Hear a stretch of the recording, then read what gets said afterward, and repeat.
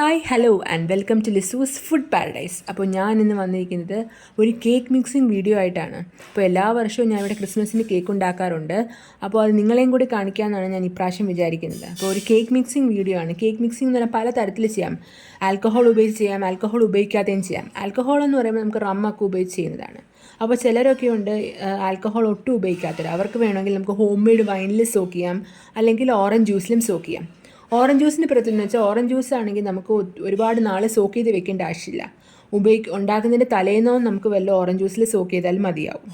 Okay, അപ്പോൾ ഞാനിവിടെ എടുത്തിരിക്കുന്നത് ഞാനിവിടെ ഡ്രൈ ഫ്രൂട്ട്സ് എടുത്ത് വെച്ചിട്ടുണ്ട്. അതായത് tutti frutti, different colours of tutti frutti, black raisins, white raisins, പിന്നെ dry fig, dry apricot, dry kiwi. ഇതെല്ലാം നമുക്കിപ്പോൾ ഒരു കേക്ക് ഷോപ്പിൽ പോയി കഴിഞ്ഞാൽ ഇതെല്ലാം സുലഭമായിട്ട് നമുക്ക് കിട്ടും. അവർ തന്നെ നമുക്ക് കട്ട് ഫ്രൂട്ട്സ് ആയിട്ട് വെച്ചിട്ടുണ്ട് ഇതെല്ലാം ഒരു ബോക്സിൽ. നിങ്ങൾക്ക് വേണമെങ്കിൽ സെപ്പറേറ്റ് ആയിട്ടും മേടിക്കാം. അപ്പോൾ അതൊക്കെ ഓരോരുത്തരുടെ ഇഷ്ടമാണ്, എങ്ങനെ മേടിക്കണം, എത്ര ക്വാണ്ടിറ്റി മേടിക്കണം.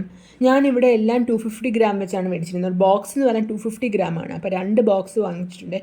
പിന്നെ എല്ലാം റൈസൻസും ബ്ലാക്ക് റൈസൻസും വൈറ്റ് റൈസൻസും എല്ലാം സെപ്പറേറ്റ് 250 ഗ്രാം വീതം മേടിച്ചിട്ടുണ്ട്. അപ്പോൾ ഇതെല്ലാം കൂടി ഒരു 1 കിലോയ്ക്ക് അടുത്ത് വരും. എല്ലാ ഫ്രൂട്ട്സും കൂടി ഒരു 1 കിലോ അടുത്ത് വരും. അപ്പോൾ 1 കിലോയുടെ അത്രയും ക്വാണ്ടിറ്റിയിലാണ് ഞാനിവിടെ നമുക്കൊരു 5 കേക്കൊക്കെ ഉണ്ടാക്കാൻ 1 കിലോ ഫ്രൂട്ട്സ് മതിയാകും. പിന്നെ ഞാനതെല്ലാം കൂടി മിക്സ് ചെയ്തൊരു ജാറിൽ ഇട്ടതിന് ശേഷം നമ്മൾ റം ഒഴിച്ച് കൊടുക്കണം. റം എപ്പോഴും നമ്മൾ എത്രയാണ് ഒഴിക്കേണ്ടത്, നമ്മൾ ആ ഫ്രൂട്ട്സ് മുങ്ങിക്കിടക്കുന്ന രീതിയിൽ നമ്മൾ റം ഒഴിക്കണം. ചില വീഡിയോസിലൊക്കെ ഞാൻ കണ്ടിട്ടുണ്ട് വളരെ കുറച്ച് റമ്മാണ് അവർ ഉപയോഗിക്കുന്നത്. പക്ഷേ അങ്ങനെ ഉപയോഗിച്ചാൽ നമുക്ക് കേക്കിന് അത്ര ടേസ്റ്റ് ഉണ്ടാവില്ല. റമ്മിൻ്റെ ആ ടേസ്റ്റ് വേണമെങ്കിൽ നമ്മൾ ഫ്രൂട്ട്സ് മുങ്ങിക്കിടക്കുന്ന രീതിയിൽ. പിന്നെ വേറൊരു കാര്യം നിങ്ങൾ ശ്രദ്ധിക്കേണ്ടത്, നട്ട്സ് ഒന്നും ഈ സമയത്ത് നമ്മൾ സോക്ക് ചെയ്യാനായിട്ട് പാടില്ല. അപ്പോൾ ഇതെല്ലാവരും ഇങ്ങനെ ഒന്ന് ചെയ്ത് നോക്കുക. ഇനി നമുക്ക് 2 വീക്സോളം ക്രിസ്മസിന് ബാക്കിയുണ്ട്. അപ്പോൾ എല്ലാവരും ഇങ്ങനെ ഒന്ന് ചെയ്ത് നോക്കുക. ഞാൻ കേക്കിൻ്റെ വീഡിയോ ആയിട്ട് ഉടനെ തന്നെ വരുന്നതായിരിക്കും. അപ്പോൾ ബൈ ഫ്രം ലിസൂസ് ഫുഡ് പാരഡൈസ്.